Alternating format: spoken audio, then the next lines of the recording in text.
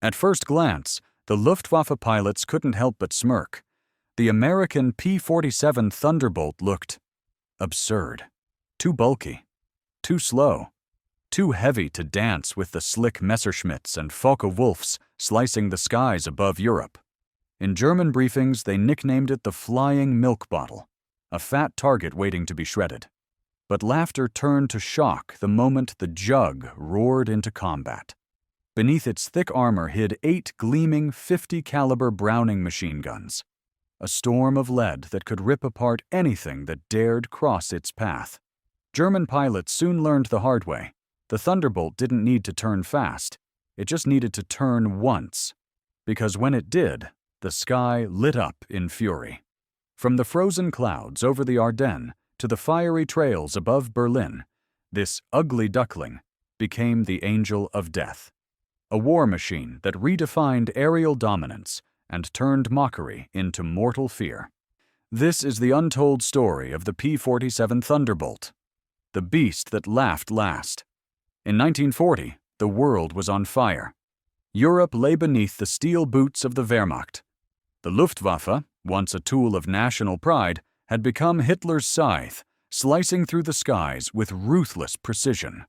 The British fought desperately to hold the line, and the Americans, still untested, watched from across the Atlantic, knowing their turn was coming. The U.S. Army Air Corps faced a terrifying truth. Their current fighters, the P-36, P-40, even the early P-39-era Cobra, were no match for the agile Messerschmitt Bf-109s or the deadly FW-190s. America needed a new machine, one that could climb higher, hit harder, and survive longer than anything before. Enter Republic Aviation and a man named Alexander Kartveli, a Georgian-born engineer with a vision that bordered on madness. Kartveli didn't want a nimble ballerina of the skies. He wanted a brawler, a plane that could take a punch and return it tenfold. When he proposed a fighter weighing over 7 tons, powered by a massive Pratt Whitney R-2800 Double Wasp engine, even his colleagues raised eyebrows. But Kartveli knew something others didn't. Speed wasn't everything. In real war, survivability and firepower meant more. He designed the P-47 to be a flying fortress in its own right. Thick armor around the cockpit, self-sealing fuel tanks, and a monstrous turbo supercharger system that let it breathe even at 30,000 feet. When the first prototype, the XP-47B, roared to life in 1941, the sound alone silenced the skeptics. It wasn't sleek. It was brutal. Its engine could shake the ground. The Jug, as pilots affectionately called it, wasn't meant to dogfight like a Spitfire. It was meant to smash through the enemy's front line, rip apart bombers, and shred anything foolish enough to chase it home. Then came the war. By 1943, American bombers were crossing the Channel daily and dying by the hundreds. The Luftwaffe's elite tore into unescorted B-17s and B-24s with ease. The bombers needed a guardian, something that could fly far, hit hard, and take them back alive. That guardian arrived in the shape of the Thunderbolt. Its massive range, armed escort power, and sheer resilience turned the tide of the air war. But in those early days, German pilots still mocked it, calling it clumsy, overbuilt, unworthy of respect. They didn't yet understand what was coming. Because once the Thunderbolt's 8 Browning 50s opened fire, 200 rounds per minute per gun, the skies of Europe would never be the same again. The first time the Luftwaffe met the Thunderbolt in combat, they didn't take it seriously. The bulky American fighter seemed more like a bomber that had lost its way than a real dogfighter. German radio chatter, captured later, revealed their mockery. Don't waste ammunition on the fat one. It can't even turn. But soon, they stopped laughing. Baptism over France. April 8, 1943. The 4th Fighter Group, once made up of American volunteers who had flown with the RAF's Eagle squadrons, took their new mounts, the P-47C Thunderbolts, across the Channel for the first time. The mission was supposed to be simple: escort bombers and engage enemy aircraft only if provoked. But over Rouen, the Luftwaffe came calling. Dozens of FW-190s dived from the sun, confident they'd tear apart these lumbering American machines. Captain Don Blakesley, one of the group's aces, was the first to meet them. He pushed the Thunderbolt's massive throttle forward, feeling the Double Wasp roar like an angry god. The 190s tried to lure him into a turning fight, but Blakesley didn't follow. Instead, he climbed. Straight up. At 25,000 feet, he rolled the jug over, dove at 450 meter, and let loose all 850 calibers.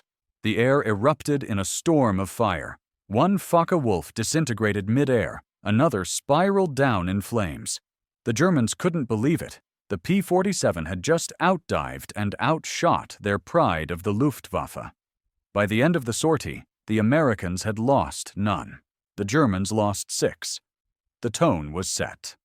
The art of survival. The Thunderbolt's real strength wasn't in elegance. It was in endurance. Pilots soon learned they could take punishment that would have torn a Spitfire apart. Stories spread quickly. One pilot limped home with half a wing missing. Another landed safely after losing a cylinder and a quarter of his rudder. A third returned from a mission with more than 200 bullet holes in his fuselage, and lived to fly again the next morning. The Luftwaffe called it der Panzerjäger der Lüfte, the tank of the skies. And in many ways, that's what it was.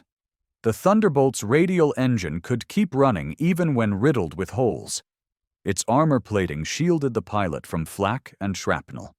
And if the fight went bad, the jug could dive, faster than anything in the air, reaching speeds over 500 mph without braking.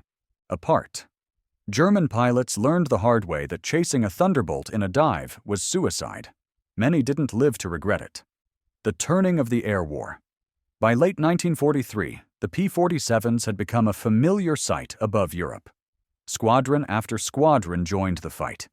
The 56th, the 78th, the 352nd, each writing its legend across the sky. Major Hubert "Hub" Zemke, leader of the 56th Fighter Group, understood the Thunderbolt better than anyone. He trained his men to use its power, not fight against it. "Don't turn with them," he'd say. "Dive, hit, climb, then hit again." It worked. The 56th became the highest-scoring fighter group in the entire U.S. 8th Air Force, racking up over 665 aerial victories. Their motto became gospel: go in hard, come out clean. The storm of lead. When the Thunderbolt opened fire, it didn't just shoot, it annihilated. 8 Browning M2 machine guns spitting 13,000 rounds per minute, each bullet capable of piercing armor, shredding wings, and tearing open fuel tanks. German pilots began to describe a chilling sight, a silver dot in the distance, growing larger until the entire sky seemed to flash. Then came the sound. Not one gun, but 8, roaring like thunder. Few 190s that once preyed on bombers now found themselves hunted. Me-109s that had ruled the high altitudes began to fall like burning comets. Even the mighty Me-262 jet, when ambushed low or slow, could find itself caught in the jug's crosshairs, its fragile frame torn apart by a single, well-timed burst. The fighter-bomber revolution. But the jug's true destiny wasn't just as an escort. It was as a fighter-bomber, the hammer of the Allied ground war. By 1944, the Thunderbolt's ruggedness made it perfect for a new kind of warfare: low-level ground attack. Flying from Normandy airstrips just days after D-Day, Thunderbolts swarmed across France, hunting trains, tanks, and convoys. Armed with bombs, rockets, and its signature 8 guns, the Jug became a one-plane air force. Its pilots would swoop in at treetop height, unleash hell, and vanish into the smoke. The Germans began calling these attacks Jabo Terror, terror raids by fighter bombers. One German soldier later recalled, "We feared the Jabos more than anything. You could hide from artillery, you could take cover from tanks, but when the Thunderbolts came, there was nowhere to hide." Thunderbolts over the Ardennes, December 1944, the Battle of the Bulge. Fog choked the skies, and the Luftwaffe tried one last desperate gamble to break the Allied advance. When the weather finally cleared, The Thunderbolt struck back with vengeance.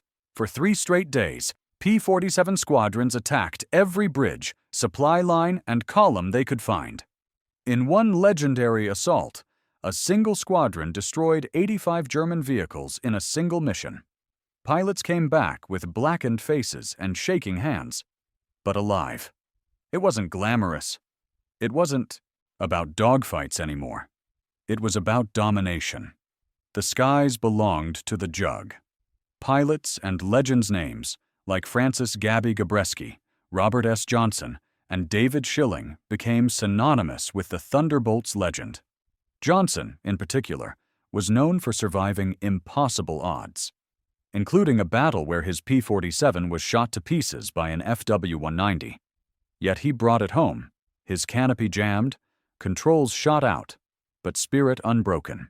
When he landed, his plane looked like Swiss cheese. His commanding officer stared at it in disbelief and simply said, "That's not a fighter, that's a flying battleship." By 1945, the Luftwaffe was shattered. The once invincible German aces, Hartmann, Barkhorn, Galland, could only watch as the skies filled with silver wings and American thunder. And in the middle of it all, the ugly duckling stood triumphant. The plane they laughed at had become the nightmare they couldn't escape. By early 1945, the sky over Europe had changed. Gone was the swagger of the Luftwaffe's golden days. Their once proud squadrons were now shadows of what they had been. Fuel was scarce, pilots were green, and their legendary aircraft, the Me-109 and FW-190, were no longer kings of the air. And yet, the Germans still fought. Out of pride, out of desperation, out of the belief that maybe, just maybe, they could bleed the enemy one last time. That hope died when the Thunderbolts arrived over the Rhine. The Air Over the Rhine March 1945, Operation Lumberjack. The Allies were preparing to cross into Germany itself. Every bridge, every road, every moving shadow mattered. And every morning, before the troops moved, the sky thundered with the roar of Pratt Whitney engines. Dozens of P-47s from the 362nd Fighter Group streaked low over the Rhine Valley, sunlight flashing off their wings. German anti-aircraft fire filled the sky with black smoke and fire. Flak so thick you could walk on it. The pilots joked grimly. But they didn't flinch. Captain Lowell Bruland remembered that day clearly. The ground below us was hell. The sky was worse. But we didn't come to dance. We came to break things. The Jug was built for this. While sleek fighters might have been torn apart by flak bursts, the Thunderbolt's armor shrugged off near misses. Pilots would come home with holes in their wings, tail sections half gone, and still land smiling. On March 14, 1945, Bruland's squadron caught a German armored column retreating from Remagen. In minutes, the sky turned black with smoke. Rockets screamed, 50s chattered, and the road became a graveyard of steel. When the last Jug pulled up, the column was gone. Destroyed, obliterated, the day the Luftwaffe returned. March 18, 1945, the Luftwaffe tried one last stand. Over 300 German fighters took off to intercept Allied bombers heading for Berlin. It was their last coordinated effort. A dying dragon's final breath. Waiting for them, high above the clouds, were the Jugs. The P-47s dove in from altitude, a wall of silver fury. 8 guns per plane, hundreds of Thunderbolts, and thousands of bullets filled the air. The Luftwaffe, outnumbered, outgunned, and flying on fumes, never stood a chance. Major Dave Schilling of the 56th Fighter Group remembered, "We saw them first, specs at 11 o'clock high. They came down fast and we met them head on. You didn't think, you didn't blink, you just fired." In one violent 10-minute clash, more than 120 German aircraft were destroyed. The Thunderbolts had become airborne artillery, slicing through the formation with brutal precision. Pilots described the air as alive with metal. Tracer rounds cutting glowing paths through smoke and fire. By day's end, the Luftwaffe was broken. It would never recover. Respect earned in fire. In the chaos that followed, German pilots began speaking differently about the Jug. They no longer mocked it. They feared it. Captured Luftwaffe ace Johannes Steinhoff would later admit, "We laughed at the Thunderbolt in 1943. In 1945, we cursed it." Even Erich Hartmann, the highest-scoring fighter ace in history, once remarked that he would rather face 2 Mustangs than a single well-flown P-47, because you could dodge a Mustang's burst, but you couldn't outrun the Jug's dive. For the Americans, the Thunderbolt became a symbol, not just of strength, but of endurance. It represented the industrial might of a nation that had entered the war late, learned fast, and refused to lose. The Jug's final roar. As Allied troops crossed the Rhine, the Jug's missions became relentless. Rail lines, supply depots, fuel dumps. Nothing was safe. Pilots described flying so low that their propellers kicked up dust from the treetops. On April 7, 1945, near Kassel, a squadron of P-47s intercepted a group of Me-262 jet fighters taking off. The Me-262 was the technological marvel of the war, faster than anything else in the air, but it was vulnerable when climbing. The Thunderbolts caught them as they rose. 850s per plane unleashed a wall of lead. In seconds, one Me-262 exploded. Another lost a wing. A third managed to limp away, smoke trailing behind it. That day, the message was clear. Even in the age of jets, the Jug still ruled the battlefield. The last laugh.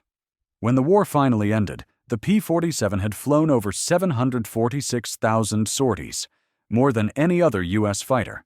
It destroyed 86,000 ground targets, shot down thousands of enemy aircraft, and brought home pilots who would have died in any other plane. The Luftwaffe had once called it a joke. Now they called it unbeatable. As German prisoners were marched past captured airfields, some stopped to stare at the hulking silver aircraft lined up in neat rows. One officer reportedly muttered, "So that was the machine that haunted us." The Thunderbolt had become something far more than a fighter. It was a statement that sheer determination, backed by ingenuity and grit, could turn ridicule into reverence. And as the last Jugs taxied home, engines rumbling like thunder fading into the distance, even the most battle-hardened pilots couldn't help but smile.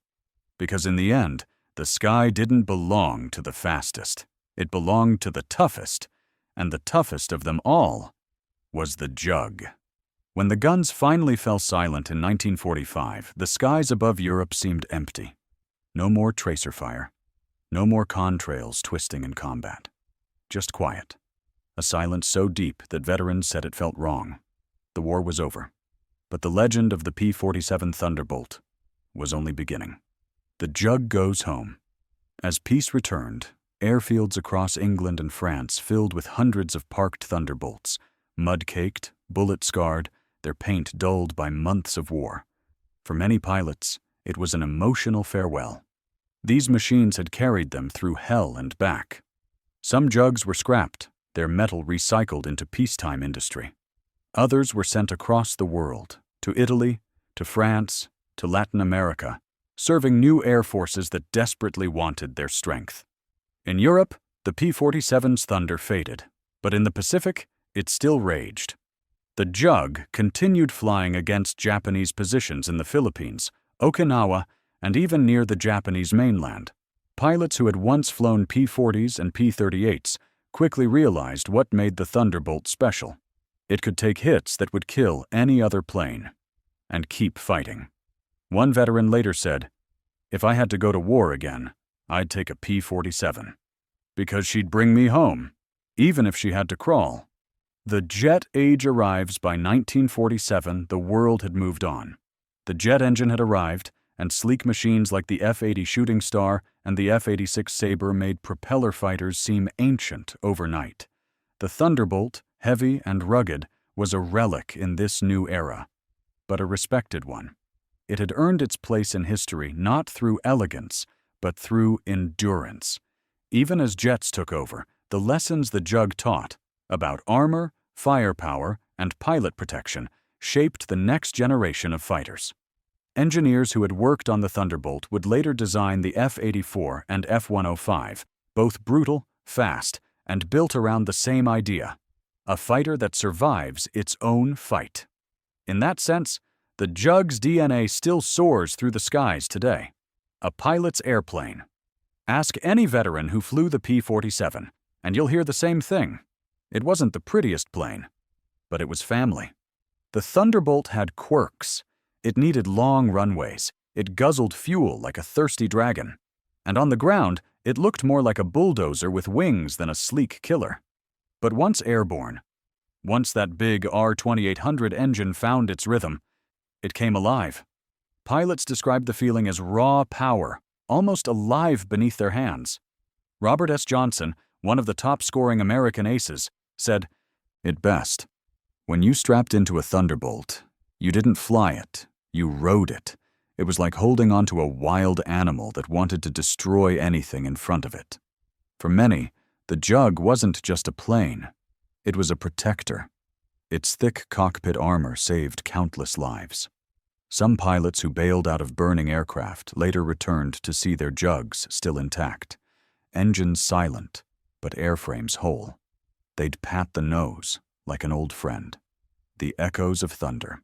Decades later, as historians and restorers brought surviving Thunderbolts back to life, the sound returned, that deep primal rumble of a 2,000 horsepower radial engine clearing its throat. At air shows, the Jug doesn't just fly, it roars. Crowds feel it in their chests before they hear it in their ears. The deep thunder rolls, and for a moment, it's 1944 again. The sky streaked with contrails, the ground shaking under American steel. In museums, children stare up at the massive wings and thick fuselage. It doesn't look like a plane made for grace. It looks like something made to endure.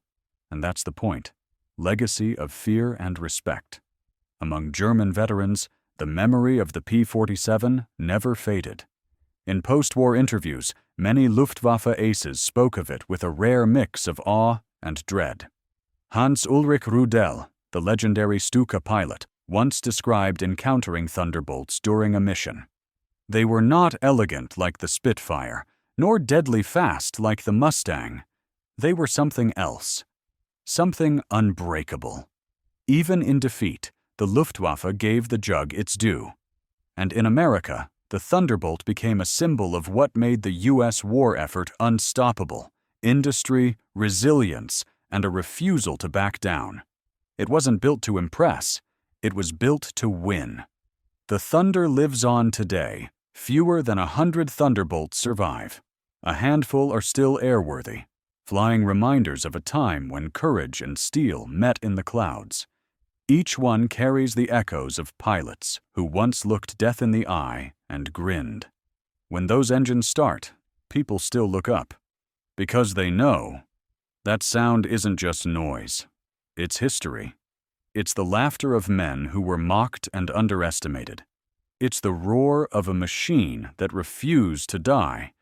And it's the final answer to every German pilot who ever laughed at the flying milk bottle. Because in the end, the Jug had the last laugh